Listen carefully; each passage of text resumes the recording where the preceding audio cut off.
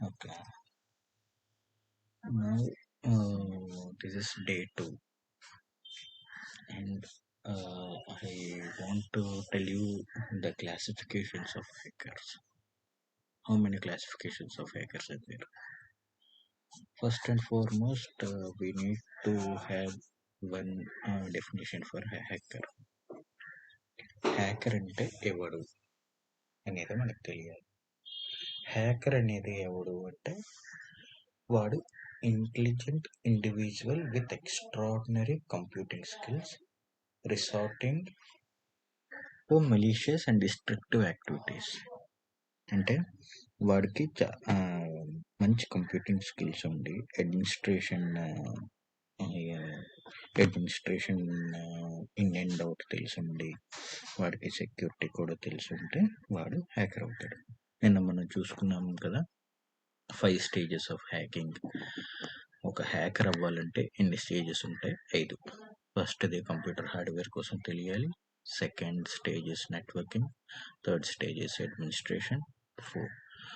Third stage is programming. Fourth stage is administration and fifth stage is security. Now ethical hacker. Ethical hacker అంటే వీడు ఏం చేస్తాడంటే వీడు ఏం చేసినా పర్మిషన్ అనేది అడుగుతాడు. హ్యాకర్కి అది అక్కర్లే. ఎథికల్ హ్యాకర్ అనేవాడు పర్మిషన్ అడిగి చేస్తాడు. మెయిన్ మనం చేయాల్సింది ఏంటి అంటే ఒక ఆర్గనైజేషన్ కానీ లేకపోతే ఒక కంపెనీకి కానీ లేకపోతే ఒక సర్వర్కి కానీ మనం సెక్యూరిటీని ప్రొవైడ్ చేస్తాం. అది ఎథికల్ హ్యాకర్ చేసే పని. దానికి ఎథికల్ హ్యాకింగ్కి మనం డెఫినేషన్ ఏమని చెప్పుకోవాలంటే individual limited computing skills who tries to protect their organization and also protect themselves. Hacker అంటే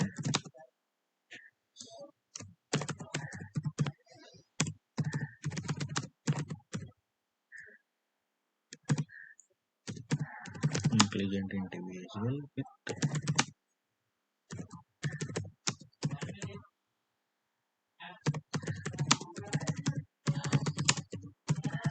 extraordinary computing skills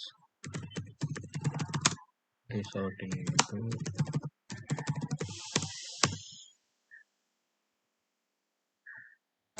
malicious and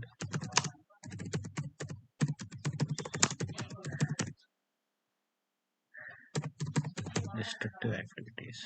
వీడు hacker definition.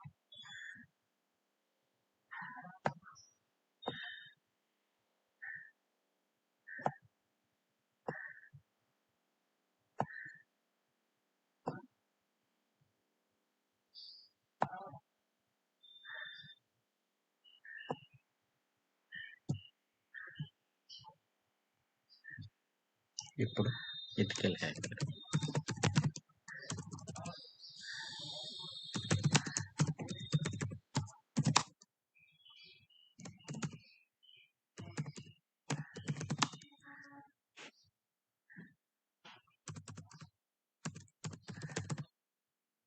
Individual with limited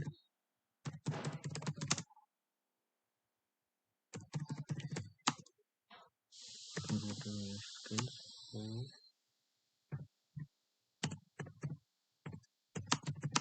tries to protect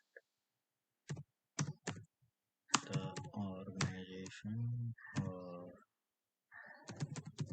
company or server or laptop or system. In other words, they protect themselves.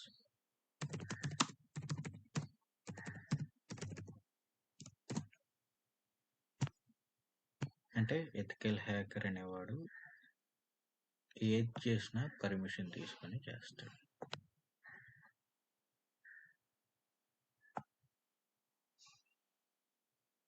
ఏం చేసినా వాడు permission తీసుకొని చేస్తాడు.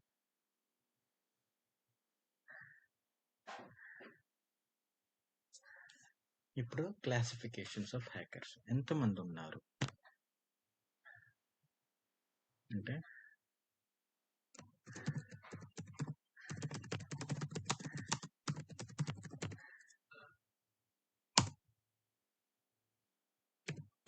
First one black hat hacker.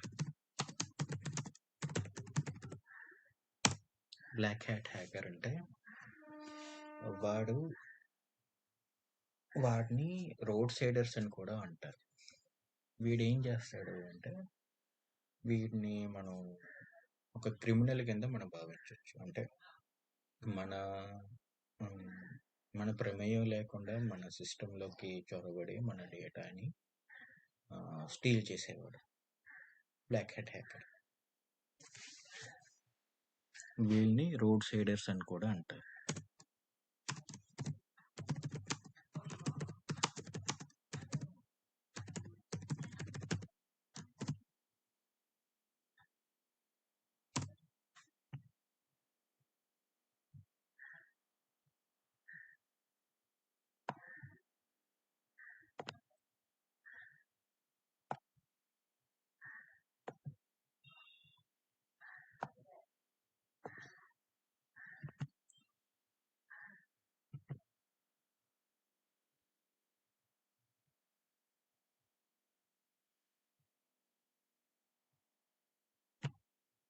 వీళ్ళని road Zydus అని కూడా అంటారు.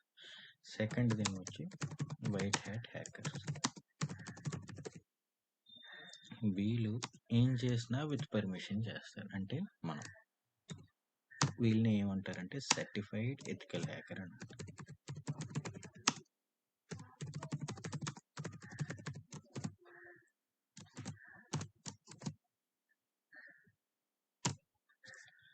Third grey hat hackers.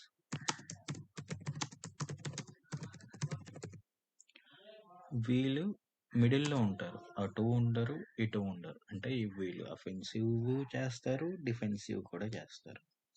అది దేనికోసం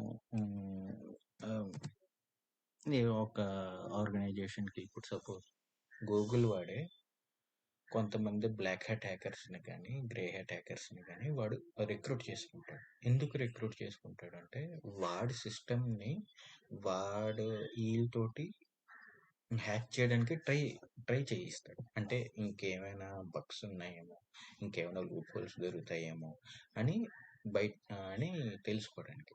అదొక రీజన్. ఇంకొకటి ఏంటంటే ఇప్పుడు హ్యాకర్ అనేవాడు ఓకే నేను గూగుల్ని నేను టార్గెట్ చేస్తున్నాను, వాడిని నేను హ్యాక్ చేయాలి అని అనుకునేటప్పుడు ఆడు గూగుల్ సైట్ హ్యాక్ చేసే ప్రాసెస్లో ఆడికి తెలుస్తుంది ఏంటంటే ఆల్రెడీ గూగుల్ అనే వాడికి ఇంజెక్ట్ చేయడానికి చాలామంది హ్యాకర్స్ ఉన్నారు అని భ్రమపడే ఇది కూడా ఉంటుంది. అందుకు గూగుల్ వాడే గ్రే హ్యాట్ హ్యాకర్స్ని కానీ బ్లాక్ హ్యాట్ హ్యాకర్స్ని కానీ రిక్రూట్ చేసుకుంటాడు. ఇప్పుడు ఉన్నారు ఇంకా జనాలు అలా వర్క్ చేస్తూ. They can work as offensive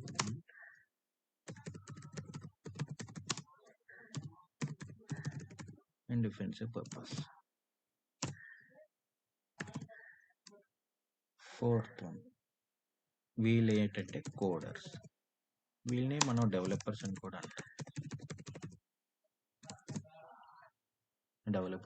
అంటాం. ఎందుకంటే మనం నిన్న చెప్పుకున్న క్లాస్లో హ్యాకర్ అనేవాడికి ప్రోగ్రామింగ్ నాలెడ్జ్ కూడా రావాలి అని చెప్పాం. ఆ ప్రోగ్రామింగ్ నాలెడ్జ్కి మనం ప్రతిసారి వాళ్ళ దగ్గరికి వెళ్ళి హెల్ప్ అడగలేం కదా. అందుకే కోడర్స్ కూడా మనం ఇచ్చేసుకోవచ్చు. వాడిని కూడా మనం హ్యాకర్ కింద మనం పరిగణించవచ్చు. Fifth suicide hackers. వీళ్ళు ఏంటంటే చాలా సెన్సిటివ్గా ఉంటారు. అంటే వీళ్ళు క్రైమ్ చేయడానికి ఇదవ్వరు. కాకపోతే ఒకవేళ వీళ్ళు దొరికిపోయినప్పుడు మీడియా వాళ్ళందరికీ మొహం చూపించాలి కదా. అది మొహం చూపించలేరు అనమాట. వీళ్ళు కావాలంటే జైల్లో వెళ్ళి కూర్చుంటారు కానీ వీళ్ళు బయట ప్రపంచానికి ఫేస్ని రివీల్ చేయలేరు. ఒకవేళ రివీల్ అయిపోతే దాన్ని తట్టుకోలేక వీళ్ళు సూసైడ్ అనేది చేసుకుంటారు. అందుకు వీళ్ళని సూసైడ్ హ్యాకర్స్ అని అంటారు. ఇంకోటి స్క్రిప్ట్ కిడ్డీస్.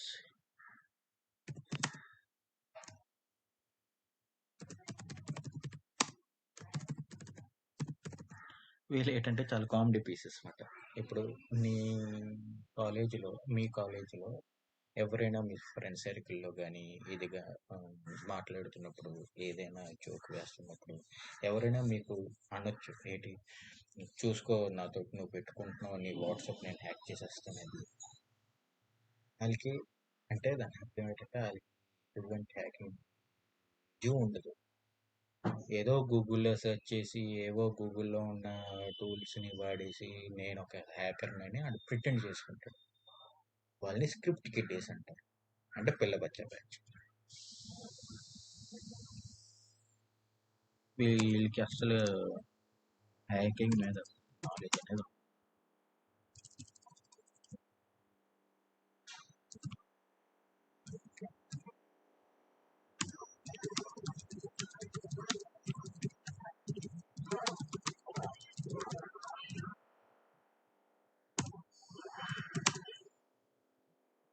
తర్వాత బ్లూ టీమర్స్. ఇప్పుడు మనకి ఒక ఆర్గనైజేషన్‌లో సర్టిఫైడ్ ఎథికల్ హ్యాకర్ కింద వచ్చింది అనంటే, వాళ్ళు ఏ టీమ్‌లో వర్క్ చేస్తార్రా అనంటే, బ్లూ టీమ్ అనే టీమ్‌లో వర్క్ చేస్తారు. ఈ blue teamers only for certified ethical హ్యాకర్స్‌కి.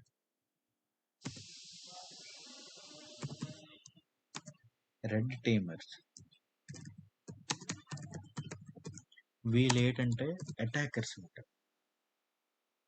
అంటే ఇందాక నేను నీకు ఒక ఇది చెప్పాను కదా, ఇంకో ఎగ్జాంపుల్ ఇప్పుడు మనకి ఒక మార్కెట్లో ఒక మొబైల్ ఫోన్ లాంచ్ అయ్యింది అనుకుంటాం. మార్కెట్లో ఒక మొబైల్ ఫోన్ అనేది లాంచ్ చేయాలనుకుంటారు. వాళ్ళు ఏం చేస్తారు అంటే, ఈ రెడ్ టీమర్స్ని హైర్ చేసుకుని వాళ్ళ తాలూకా సాఫ్ట్వేర్ దీన్ని వాళ్ళకి ఇచ్చి మీరు అటాక్ చేయడానికి చూడండి అని చెప్తారన్నమాట. అంటే ప్రికాషన్ మెషర్స్. అంటే ఏమో రేపొద్దున ఎవడైనా హ్యాక్ చేయొచ్చా మీ మొబైల్ని, హ్యాక్ చేస్తే మన సేల్స్ పడిపోతాయి అని దీంట్లో వాళ్ళు హ్యాక్ చేయమని కంపెనీసే వీళ్ళని ప్రొవోక్ చేస్తారు. వీళ్ళని రెడ్ టీమర్స్ అంటారు. వీళ్ళకి ఆండ్రాయిడ్ వచ్చి ఉండాలి, ఐఓఎస్ వచ్చి ఉండాలి, మ్యాక్ వచ్చి ఉండాలి, అంటే ప్రోగ్రామింగ్ నాలెడ్జ్.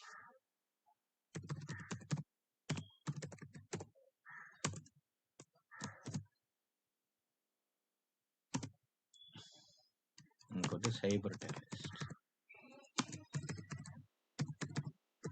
ఇప్పుడు సైబర్ టెర్రరిస్ట్ ప్రతిసారి మనం చూస్తున్నాం. ఇన్స్టాగ్రామ్, ఫేస్బుక్, యూట్యూబ్ షార్ట్స్, వీళ్ళంతా కమ్స్ అండర్ సైబర్ టెర్రరిస్ట్. ఎందుకంటే ఇవన్నీ స్క్రాప్. వాళ్ళని హెల్ప్ చేయడం పోయి మనకి ఇంకా భయపెట్టేస్తారు, అది వచ్చేస్తుంది, ఇది వచ్చేస్తుంది.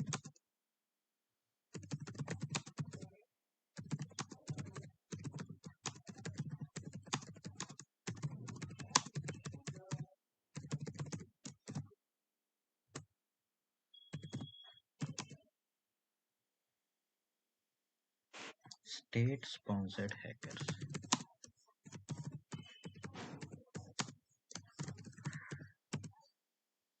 వీళ్ళు ఏంటంటే మన గవర్నమెంట్ తరఫున పనిచేస్తారు. అలాగనే గవర్నమెంట్ ఉద్యోగులు కాదు. ఫర్ ఎగ్జాంపుల్ నిన్న మనకి వైజాగ్లోనే దాదాపు 3000 థెఫ్ట్ కేసెస్ 3000 కేసెస్ ఫైల్ అయ్యాయి. అందులో 2200 cases only for mobile theft, ఒక 700 కేసెస్ ఫర్ సైబర్ క్రైమ్, ఇంకొక 100 కేసెస్ నార్మల్ జనరల్. ఈ 2200 ఓన్లీ మొబైల్ థెఫ్ట్ అని చెప్పాను కదా. ఈ 2200 ఈ పోలీసులు వెళ్ళి ఎతకలేరు కదా, అంటే వాళ్ళకి మిగతా ఇవన్నీ ఉంటుంది కదా. అందుకు ఈ స్టేట్ గవర్నమెంట్ ఏం చేస్తుందంటే, ఒక థర్డ్ పార్టీ వాళ్ళకి ఇచ్చేస్తారు. అంటే మొత్తం ప్రాజెక్ట్ అవ్వదు. ఒక పార్ట్స్ కింద ఇస్తారు. ఆ పార్ట్స్‌లో ఏముంటాయి? ఎవరు కంప్లెయింట్ ఇచ్చారు? వాళ్ళ ఐఎంఈఐ నంబర్ ఏంటి? వాళ్ళకి ఈ ఐఎంఈఐ అవుతుంది. చూసి వాళ్ళకి రిపోర్ట్ అనేది పంపాలి. ఈ రిపోర్ట్ బట్టి ఆ మొబైల్ ఎక్కి ఏ లొకేషన్ తెలుస్తుంది. అది అందుకు వాళ్ళని టేస్ట్ చేసుకుంటారు. సేమ్ జీతం కూడా స్టేట్ గవర్నమెంట్‌కే ఇస్తారు. సేమ్ అంటే ఈ హ్యాకర్స్ కూడా ఇస్తారు. ఆ ప్రాజెక్ట్ ఇంతవరకే ఈ హ్యాకర్స్ పనిచేస్తారు స్టేట్ గవర్నమెంట్. ప్రాజెక్ట్ అయిపోతే ఇంకా వాళ్ళతో పని ఉండదు. అంటే సర్టన్ పీరియడ్ ఆఫ్ టైం. ఇంకోటి లాస్ట్ యాక్టివిటీస్. అంటే వీళ్ళు మనం చిన్నప్పుడు విన్నాం కదా, eat English, drink English, walk English, sleep English. అలాగే వీళ్ళు ఓన్లీ వీళ్ళు ఓన్లీ ఈ ఓన్లీ హ్యాకింగ్ టెక్నిక్స్ కోసమే న్యూస్ చూస్తారు. హ్యాకింగ్ ఎక్కడున్నా హ్యాకింగ్ కోసం చదువుకుంటారు. నువ్వేం చేసినా, ఈవెన్ వాష్రూమ్కి వెళ్ళినా హ్యాకింగ్ కోసమే చూస్తారు. అన్ని యాక్టివిటీస్.